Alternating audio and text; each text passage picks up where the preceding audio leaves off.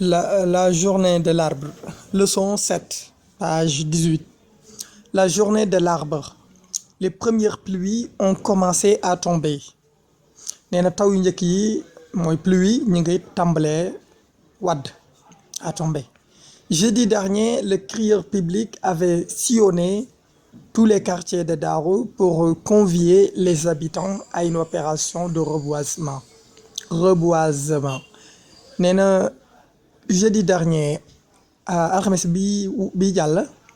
le crieur public mooy ki nga xam ne mooy yëgale crieur public mooy yoxukatu public bi mooy moo koy firi littéralement avait sillonné tous les quartiers de Darou nee na wër na doon na wër quartier yi Darou bépp pour convier les habitants pour woo habitants yi ñi dëkkee village bi à une opération ci jëf yu ñu woowee jëf de reboisement mooy ak njëmbati garab de reboisement. Opération de reboisement mooy ci ak njëmbat garab rek jëmmi opération rek mooy amaliye ñu wan kaa woowee jëf ci wolof. Accompagné de quelques techniciens de son service, l'inspecteur des eaux et forêts a visité l'ensemble des sites à reboiser: la grande place de la mosquée, le marché, le dispensaire et l'école. nee na ànd ak accompagné de quelques techniciens ànd ak ay ñenn ci ay techniciens de son service ñu bokk ci service am bi liggéey. L'inspecteur des eaux et forêts inspecteur wàllu ndox meeg forêt yi raba yi àll bi a visité l'ensemble des sites nee na visité na mboolem bërëb yooyu nga xam ne à reboiser moom la ñu war a jëmbat ay garab muy la grande place de la mosquée grande place jàkka ji dégg nga wala jumaa ji ñu ko ci tuddee baax na. Le marché parce que benn la marché bi, le dispensaire bi et l'école ak école bi. Ils font des recommandations aux villageois sur les espèces à planter nee na jox na leen ay conseils ci aux villageois ci way dëkk village bi dégg nga jox na leen ay conseils ci wàllu xeet sur les espèces à planter ci xeet yu ñu war a jëmbat. Tout est prêt pour un bon déroulement des opérations nee na lépp noppi na lépp jàppandi na lépp noppi na tout est prêt lépp noppi na pour un bon déroulement pour doxalin pour ci doxu jëf yooyu doxin bu baax. Déroulement mooy aw doxin rek loolu na muy doxee na muy wéyee mbir moom nañ koy wéyal ci wéyal gu baax jëf yooyu des opérations yooyu. Le dimanche à 10 heures, les autorités arrivent sur la place publique sous la conduite du préfet de Mérina. nee na dimanche ca 10 heures autorités yi muy kilifa yi ñëw nañ arrive sur la place publique ñëw nañ ci place publique bi sous la conduite nee na ci njiitu préfet de Mérina njiitu préfet sous la conduite bu ñu ko waxee mooy nga xam ne moo leen jiitee ci loolu moo leen ci jiitaluk préfet bu Mérina. Aussitôt le chef de village souhaite la bienvenue aux invités et lui donne la parole. nee na ci saasa chef de village bi daal di yéene daal di dalal jàmm souhaite la bienvenue aux invités daal di dalal jàmm invités yi gan ñi et lui donne la parole daal koy jox nag parole bi kàddu gi jox kàddu gi bokk. Chers concitoyens, commence-t-il. La cérémonie qui nous réunit ici aujourd'hui consiste à planter chacun un arbre. Chers citoyens, yéen sama mbokki dëkkandoo mbokku sénégalais yéen sama mbokki dëkkandoo commence-t-il foofu la tàmbalee. La cérémonie qui nous réunit ici aujourd'hui cérémonie bi nga xam ne moo ñu dajale fii tey aujourd'hui qui nous a réunis mooy bi ñu dajale consiste à planter chacun un arbre ma ngay aju ca ku nekk jëmbat à planter boobu mooy jëmbat un arbre ak garab. Un arbre qui est un être vivant qui naît, grandit et meurt. nee na un arbre garab goo xam ne garab est un être nee na garab ab mbindeef la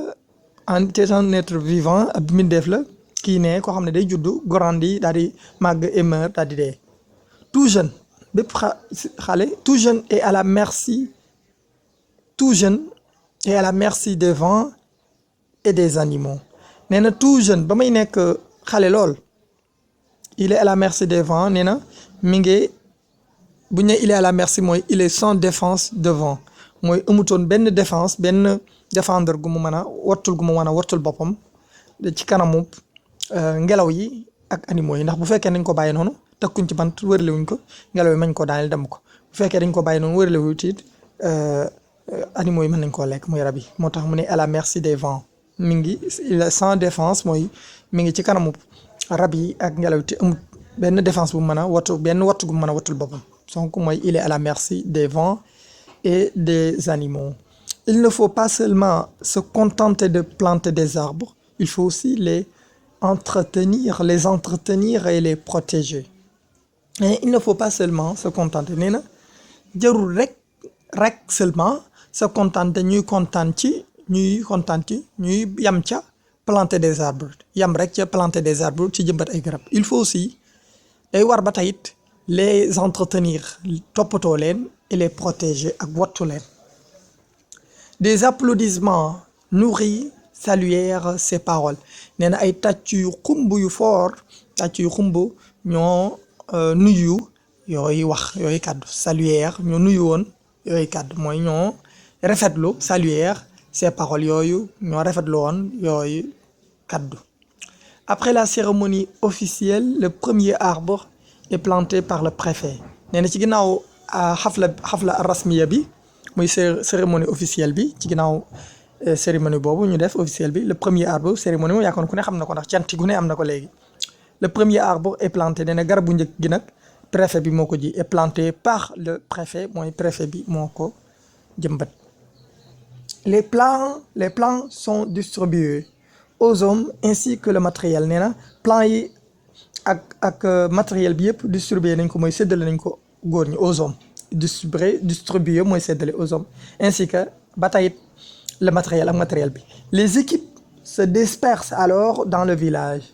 encadrées par les agents des eaux et forêts nee na équipe yi les équipes se dispersent nee na équipe yi nag groupe yi daal di taqalikoo alors dans le village ca foofa ca village ba nag ñu taqalikoo ca dëkk ba. Encadré ñi leen encadré mooy ñi leen di jiite nag ñi leen di jiite encadré par les agents par ay agents des eaux et forêts ay woyi liggéey ñoo xam ne ña ngay liggéey ci eaux et forêts